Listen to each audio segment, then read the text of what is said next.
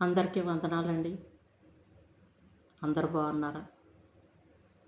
యేసయ్య కృపను బట్టి మీరందరూ బాగుండాలని దేవుని కోరి ప్రార్థిస్తున్నానండి. దేవుని మహాకృపను బట్టి మేమందరం బాగున్నామండి. మరోసారి మీతో మాట్లాడడానికి దేవుడు ఇచ్చిన కృపను బట్టి వందనాలండి ఆయనకి. ఈరోజు యేసయ్య మాట చిన్న మాట అండి. ప్రతి ఒక్కరూ ఏనండి కీర్తనలండి 103వ అధ్యాయము 11వ వచనండి.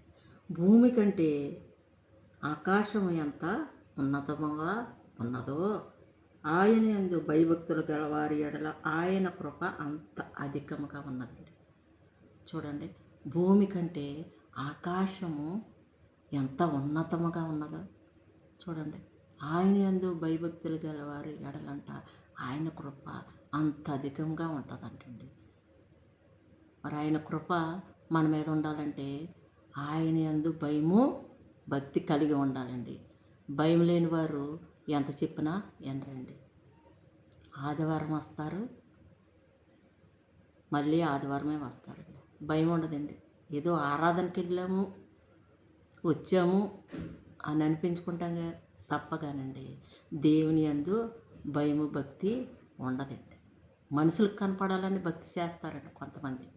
అలా కాకుండా దేవుని యందు భయము భక్తి కలిగిన వారి ఎడలంట ఆయన కనికరము ఆయన కృప అంత అధికంగా ఉంటుందంటండి. మనం బాగుండాలంటే ఆయన కృప మనకు కావాలండి.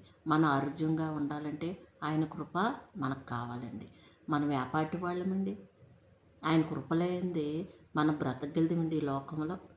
ఒక్క క్షణము ఆయన కళ్ళు మూసుకుంటే ఈ లోకం ఏమైపోతుందో తెలియదండి. ఆయన సృష్టించిన ఈ లోకము ఆయన ఎప్పుడు కునుకుడు నిద్రపోడండి. ఎల్లప్పుడూ ఆయన కనుదృష్టి నరుల మీద ఉంటుందటండి. ఎవరు ఏం చేస్తున్నారో ఆయన చూస్తూనే ఉంటాడండి. ఆయన క్రియలు అంత గొప్పవండి. మంచివారి మీద చెడ్డవారి మీద ఆయన జాలి చూపే దేవుడండి. గొప్ప కార్యాలు చేసే దేవుడండి. నువ్వు అడగాలే కానీ ఆయన అడిగి వాటికంటే ఊహించి వాటికంటే అత్యధికంగా మేలు చేసే దేవుడండి. ఆయన కృప నీ మీద ఉండాలంటే ఆయన యందు భయభక్తులు కలిగి ఉండాలండి. అప్పుడు అధికంగా ఉంటుంది. నీవు ఆరోగ్యంగా ఉంటావో నీ స్థితిని మారుస్తాడు. నీకు ఏ మేలు కొరత లేకుండా దేవుడు చూస్తాడండి. ఆయన మార్గాల్లో నడిచే బిడ్డలుగా మొదట ఆయన యందు భయము భక్తి కలిగి ఉండాలండి. అలాంటి భక్తి మనకుంటే ఆయన కృప మన మీద ఉంటుందండి. ఆకాశం ఎంత ఉన్నతంగా ఉన్నదో చూడండి, ఎంత పెద్దదో అంత అధికముగా ఆయన కృప మన మీద ఉంటుందంటండి. ఆయన కృప కావాలనుకునేవారు దేవుడు మిమ్మల్ని పిలుస్తున్నాడండి. ఈ వాక్యం ద్వారాగా మారు మనసు పొందండి, రక్షణ కలిగి ఉండండి, పరిశుద్ధాత్మ కలిగి ఉండండి. ఈ చివరి దినాలు దేవుని కొరకు బ్రతకండి.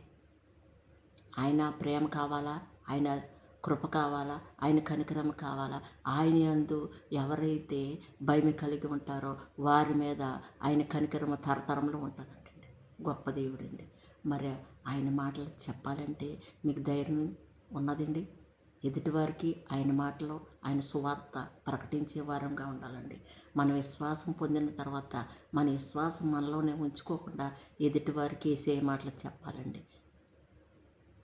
అలాంటి కృప కావాలంటే ఆయన కృప నీ మీద ఉండాలండి.